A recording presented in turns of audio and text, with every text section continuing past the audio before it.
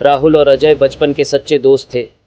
दोनों एक ही मोहल्ले में पले बढ़े और साथ में स्कूल जाते थे।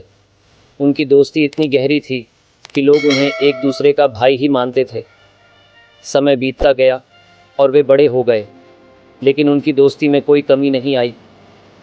एक दिन अचानक राहुल को तेज़ बुखार और कमज़ोरी महसूस हुई।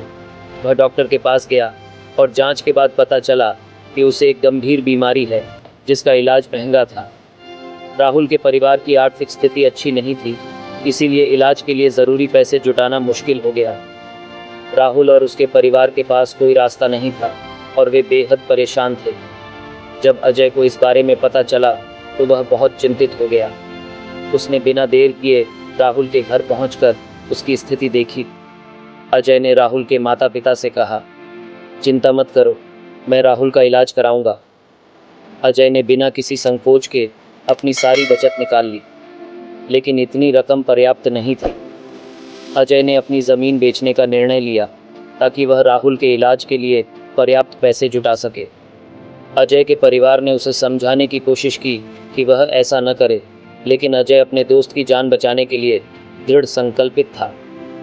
अजय ने ज़मीन बेचकर पैसे इकट्ठा किए और तुरंत राहुल को अस्पताल में भर्ती कराया। राहुल का इलाज शुरू हुआ और धीरे धीरे उसकी सेहत में सुधार आने लगा।